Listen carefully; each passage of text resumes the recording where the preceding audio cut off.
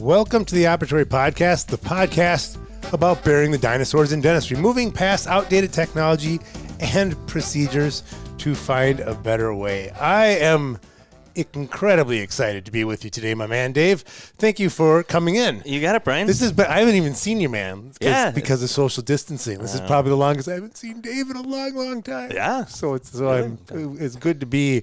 Kind of things are. You can now in Minnesota, you can have more than 10 people. It's like up to 10 people grouped together legally. You think I'm paying attention to this? No. As you bring like a Red Bull and coffee, you're not the most healthy, focused all of the time. I have eliminated Mountain Dew. Oh man! Because I'm not driving past a gas station every morning. It is true the end time. It's truly the end times. Yeah, there you go. Well, speaking of unhealthy, I wanted to talk. Today's topic is not necessarily necessarily happy times. It's not Dave dancing to the intro of the Operatory podcast. I've been talking with a lot of dentists, as we both do. Yes. And I've heard many people who are extremely optimistic about the future of dentistry right now. Mm-hmm. And I think I wanted to do this podcast as kind of a wake-up call to everybody who listens, or maybe a reality check that, one way, if you look at the stock market, what typically happens is that when there's a slow rise up and everybody's going, oh, we're chugging along, we're moving up. But when things go down, they go down fast, yep. Right? And that's what happened in dentistry. I think we had this 100-year run where dentistry was building up into the right and doing well and chugging along, and maybe it's 2% up one year and 10% up one in a good year, and then it's flat at 1%, but it very rarely would go massively down, and that's what's happened over the last couple of months, and I don't know. I mean, I think we're obviously, this isn't saying that we'll never get, things are going to be better, but it's going to be a slow ride up. Mm-hmm. And I feel like the next 12 to 24 months, we are going to be in a rebuilding phase where if our production as an industry and most practices, let's say it's at 75%, yeah, I would think that's a home run. Is that kind of what you're seeing out there? Well, I'm seeing from, obviously I'm talking to a ton of people right now, and yeah, we should say, Opera DDS has more than doubled during this time frame because we have we can talk a little bit about the tools that we have that help people during this time. Well, everybody's calling me about our paperless forms, so if you're listening to this podcast and you don't have our online forms, you're making a huge mistake. Yeah, but our forms are just insane. Yeah. I don't know, in a positive way because they've been helping a lot of people. Yeah, but certainly there is a lot of concern. Everybody's moving back very slowly from what I'm seeing, and really being very, very cautious in their movement. But they're making a lot of decisions in order to enable a good move forward. Well, and we're going from an era of 3% unemployment to probably 25% unemployment. Mm-hmm. That's a very different economic reality to be, if your practice was focused on high cosmetic dental spa atmosphere, I think that's going to be a bit of a challenge going forward. And so reinventing, there's nothing wrong with, it's a bit like the whiteboard was wiped clean, right? That's the way we're looking at it at our practice. And so we have an opportunity also. It is a grim reality that we're not going to be. This isn't the Roaring '20s right now. Right. This is we're rebuilding, and so I think the positive aspect of this sort of grim reality that we're in is that you have the opportunity to rebuild your practice to be kind of what you want it to be, and we're rebuilding it leaner, more focused, and I think we'll probably be more profitable because when you have a practice with 7 dentists, and it's easy to get fat, it's easy to add people to solve problems. Yeah, right. It's easy to just throw money at problems because there's money, right? Yep. And so So like our practice, I think probably had too many assistants and sterilization techs and stuff running around that now now we're trying to make sure that we don't have too many people so we have more space. And I think really taking a look at your practice and trimming the fat is what I think is really kind of what I would want those listeners if there's some experience sharing that I could give to our listeners, that looking at trimming the fat is this is the time to do it. Well, and I think certainly from what I'm seeing is people are really looking at adding additional efficiencies, and like I've talked to more actual dentists in the past couple of months than I ever have, and that's because they now and I'm sure everybody listening to this podcast is doing the same thing, where they're they're going to webinars all day long, every day, trying to get their arms wrapped around ways to create additional efficiencies within the practice. Yeah, I've talked with people quite a few people I know who have online platforms like we do, like Upgrade. It's taken off huge too, because people are at home, they have time, they're getting educated. But you're right. The people that listen to this podcast, we've been talking about for years now, automation, the ability to have, your best, your most reliable employee is technology. It doesn't get sick. It just plugs along, exactly what it costs. And obviously those are the tools we make. And so it's been that's really why, we literally can't sign people up fast enough right now, right? Which is crazy. Yeah. And however, what we've done, which I'm super excited about, is we've this idea of the industry basically being fat and needing to focus, we're bringing to our products.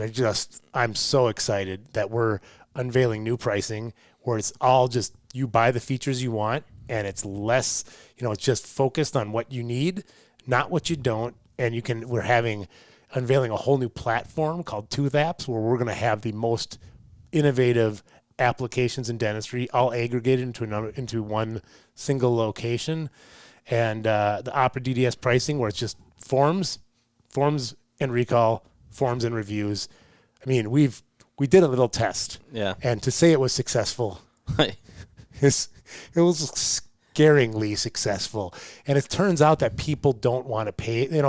We as an industry have been fat, and I think other vendors have kind of preyed upon that, and they've created solutions that are fat and force us to pay twice as much for features we don't use. Right. And frankly, we at Opera DDS, we kind of we're going along and we're playing, keep up with the Joneses, and we're adding features. And then you look back and you're like, we got stuff in here that people are paying for that they don't, look, I love every feature we built, right? Yep. But not everybody needs it. Right. And so we've stripped it down, made it more affordable, made it crazy effective. And so we're kind of doing what we're preaching right now, right? Yeah. We're doing the exact same thing. We want to bring the industry just the tools you need at the price that's crazy value, right? And that doesn't mean, what's interesting is that we literally have people who, when we did this test, they're asking us how can it be so inexpensive, right? And they're feeling like we're it can't be that good, right? Yeah. And it's all just we're doing what we think the industry needs.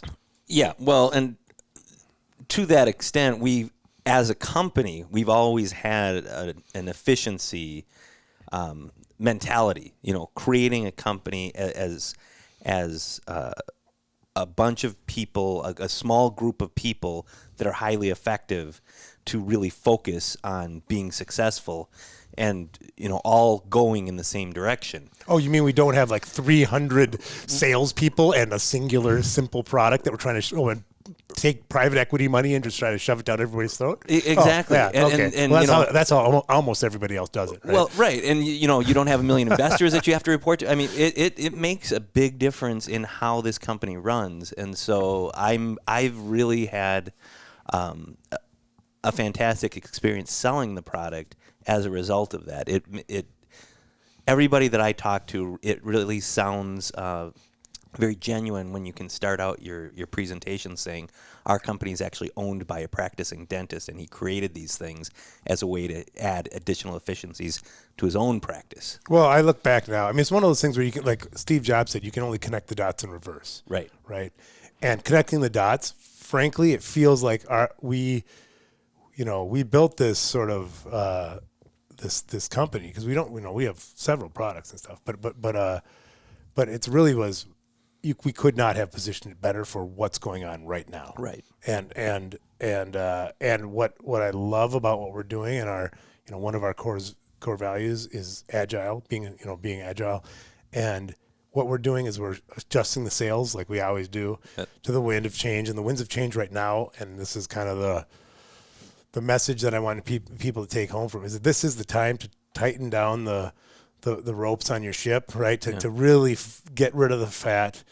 If you have a B- player on your team, there's 25% unemployment, right? It's time to level up, reevaluate everything, everybody, every system, your recall system. You're paying $400 a recall. Like, make sure you're getting the value out of it, right? It's just that kind of thing where, there's we are about on the Operatory burying the dinosaurs in dentistry. We had a fat Brontosaurus. Is it Brontosaurus anymore? Did they change the name? I think they changed the name, but whatever. Because I was reading whatever something. it was. We had a Fred Flintstone. We need to become George Jetson. George Jetson. That's exactly what I was trying to think of. Yeah, exactly. So let's go from the fat caveman to the thin. the thin futuristic dude who I was talking with my son the other day. Gosh, it was so funny because he was talking about autonomous cars and they're going to be here tomorrow. And didn't you realize that autonomous cars were going to be available? I'm like, dude, the Jetsons has a steering wheel. The flying car that becomes a suitcase, dude, had a steering wheel. But they did eject their children right out of the car, so that was nice. Yeah. Yeah, no, I think it's look, our cars will not have steering wheels, and my kids will be ejecting me from the car, not the other way around. We did not predict the future, is what I'm trying to say. I think Miles would like to be ejected from the car. Oh, it depends if it's. Oh man, we're like, for everybody who's a millennial and younger, they're like, well, what are they talking about? Oh yeah, no. So for everybody listening, I would urge you just take a day off. We've talked about clarity breaks and taking time for focus. I think one really good activity to schedule for yourself would be to take an entire day. And this is really hard for me. I mean, I fail at it all the time. I try and I fail and do 2 hours and I stop. But and frankly, I'm going to do this as I'm saying it. I'm going to schedule an entire day to figure out how you can cut the fat out of the systems that you have, because it's not going to be roaring 20s. It's time to get focused.